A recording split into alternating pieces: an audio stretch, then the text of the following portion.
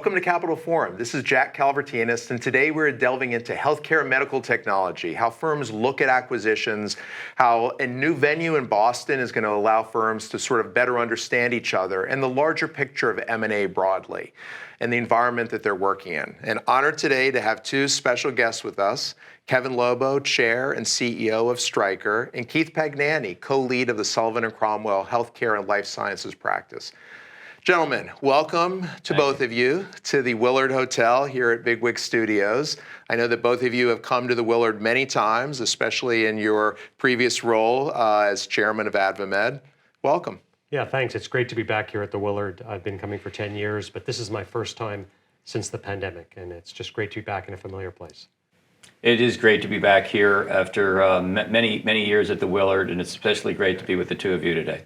So Kevin, Chair and CEO of Stryker, and also a board member and active member of lots of different organizations, I know, from the Business Roundtable to the group that we're going to talk about today, the Advanced Medical Technology Association, AdvaMed.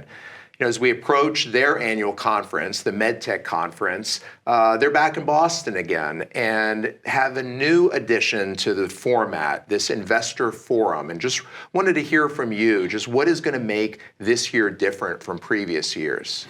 Well, thanks, Jack. I'm super excited about the Investor Forum. We plan to roughly double the number of investors that are going to be attending the conference. We even have the speakers, the two CEOs of large banks, Jane Fraser from Citibank and Brian Moynihan from Bank of America. We've never had bank CEOs coming to our conference. We're also going to have a reverse forum. So companies like Stryker and 19 other companies are going to be pitching what we're looking for, what types of acquisition targets we're looking for. So to me, this is going to be the must-see event for M&A. We've stopped going to a lot of the sell-side analyst conferences where M&A activity used to exist. And frankly, we stopped going prior to the pandemic.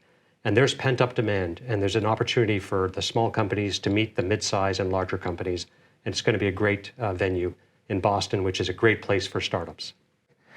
So let's just continue on that front. I mean, how do you really view this? If you want to dig a little deeper in terms of you as CEO of your firm, how you view this opportunity for your company? First of all, the conference for me is a must-have event. I've been to every single event for the last 10 years since I've been chair and CEO, because you meet everyone. It's so efficient, but to have more of an angle of investing, I think is really great. We stopped going to one of the big bank conferences in January about 5 years ago. That used to be a forum where we sort of see a lot of startups, but now to have it in Boston also, which is a great venue, great startup area, to me, that's just a fantastic place to see new technologies, to meet the small companies, the mid-sized companies, and the large company CEOs. That's interesting. You all are going back to Boston, which is, I believe, the location, which was the first non-DC location that you all went to was Boston, and now you're coming back again. Right, and the conference chairs, Mike Mahoney from Boston Scientific, we have Maureen Mulvihill as well, and Carol Neubauer. So three very different personalities, all bringing their own flavor to this conference. It's going to be a great conference. Nice. Keith, we've known each other for years, and also in Boston, talking about Boston several years ago, you were the moderator of a CEO Unplugged session, which I know you've done several times over the years. Why don't you just talk to us today about just looking at the overall landscape of M&A and what you've seen at Sullivan and Cromwell as you sort of look at the landscape? Jack, so when I look at 2022, at least the first half, it's not a very fair year-over-year comparison because 2021 was such a blockbuster year for M&A, but we are seeing a slowdown. We're seeing, and it depends upon the region, of course, but we're seeing globally 20% down, domestically almost 30% down, and medtech 85% down. Again, these are tough comparisons given the all-star year that we had in 2021. When I sort of think about why we're seeing these declines, I think there are a number of headwinds and challenges that are certainly present. I sort of start with you need a lot of ingredients, you need a lot of stars to align in order to affect M&A. And one of those key ingredients, I think, is boardroom confidence. And that can wane a little bit when you have a lot of uncertainties in the near-term horizon. These are 3, 5, 7-year bets. And if you can't see clearly on the near horizon, you may be a little reticent to make a big play. But with that said, I think in terms of, in no particular order, the headwinds that we're seeing at least and I think the rest of the world is seeing them, is geopolitical. I mean, Russia, Ukraine, and all the implications that has in Europe. Asia, there's uncertainty. Even domestically with our midterms approaching, there's uncertainty. A lot of market volatility. The equity markets took another big hit today, 3.5% down. Inflation is at a 40-year high, and that's obviously contributing to rate increases, which is hitting the equity market. But it's also increasing the cost of capital for a lot of would-be buyers, and especially hard-hitting for the financial buyers, the private equity funds. So there's a lot of challenges out there, and you can also sort of make the case that there's supply chain. I mean, coming out of the pandemic, we're still dealing with supply chain issues. We're also, and if it's not bad enough, it feels like there's certainly a more hawkish stance in terms of antitrust enforcement in the Biden administration. Yeah, let's talk about that a little, because you've sort of given us that big headwinds landscape of what firms are facing. Let's dig deep on the U.S. Regulatory environment. So the Biden administration came out with an executive order in the early days of the administration, and basically it was a crackdown, sort of a new sheriff in town, and maybe there's enforcement had been lax, and there's going to be a new approach to antitrust. And so a lot of rhetoric coming out of the early days of the administration. I think ultimately, I mean, we'll see where it plays out, but to date, the bark may be worse than the bite. We probably have a half a dozen challenges that are in a trial, and some other challenges that deals have gotten abandoned. But the deals that you don't see, and then the deals that don't get announced, they may also, the hawkish stance has a chilling effect on M&A, and can, because I think directors are loath to subject their shareholders and their customers and their employees to maybe 12, 18, 24 months of uncertainty. So that's going to hit, I think, in particular, sort of the big ticket M&A. Mm-hmm. But look, M&A is always going to be in the toolbox. You're going to see, my guess is, and I'm not a prognosticator, but it would make sense to me if history is any indication in this end of the cycle that we're going to see more tuck-in transactions. We're going to see more divestiture of non-core assets and a focus on the core business. So there's going to be M&A. And it just feels like we're not going to get that big ticket M&A anytime soon. But you know, over the long term, I'm always long term optimistic.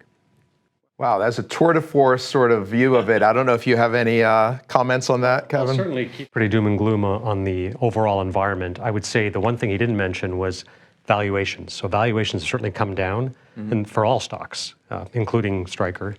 And that valuation reset, if you will, takes time for someone who's wanting to sell. Will they accept this new reality of valuation? So that's just another dynamic. But I would tell you at Stryker, we're on the hunt, continually looking for deals. We did a $3 billion deal earlier this year, Vocera Communications, and closed that deal. So we did our part for this year's M&A. But we are pursuing tuck-ins, and we actually have an active list of deals that we're going to pursue. The reason we're pursuing tuck-ins is really because we spent $5 billion on Wright Medical, another $3 billion on Vocera. So we're having to pay down some debt, but we intend to be active. And I think even before the end of this year, I wouldn't be surprised if we close at least one deal and continue that into next year. People are going to be opportunistic. Valuations are coming down. The crazy SPAC days and those valuations that were very lofty are now sort of coming back to reality a little bit. And I think we're also going to see some smaller players that are, you know, technology rich and cash poor, which will provide some good opportunities for big players like Stryker. So Kevin, let's build on that last answer and talk to us a little bit about how your team develops innovation. I know this is a broad question, but how much of it generally is organic versus acquisition? It's a great question. Actually, we spend about 7.2% of sales in R&D. $1.2 billion we spent in research and development. So that does drive significant organic growth, like launching a new camera, launching a new power tool. But we supplement that with acquisitions. And I would say it's roughly 50-50. We've done over 50 acquisitions since I've been CEO. It is a huge part of our offense, bringing in new technologies that fit into existing businesses, and sometimes buying new technologies that are adjacent to our businesses, such as the defibrillator business, Physio-Control, that we bought about 5 years ago. So for us, it's an and strategy. It's research and development and acquisitions. Really interesting.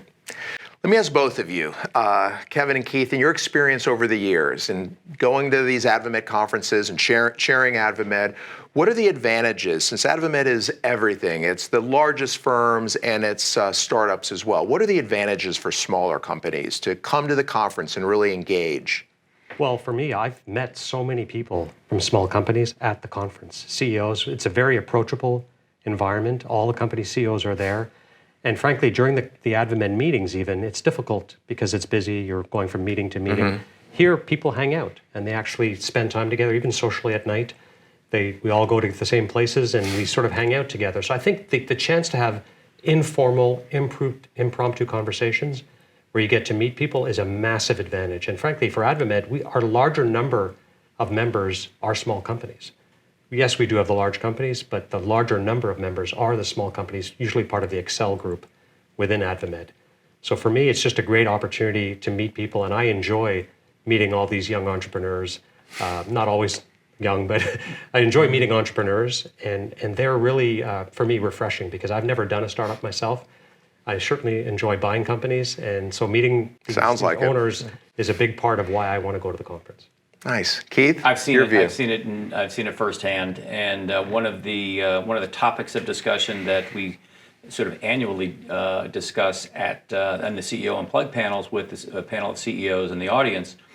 We get a lot of questions around what is it that we can do to attract interest from the Strykers of the world, and one of the key things I think that I always heard was trust, and this is a perfect forum where, as Kevin suggests, you can sort of meet people, get to know them, and develop and start to build that trust and that relationship. So it is a sort of a win-win in that respect, for sure. Fantastic. And that's a wrap right there. So I want to thank both of you for coming and being part of this discussion here at Bigwig Studios at the historic Willard Hotel. Thank you both. Thank you, Joe.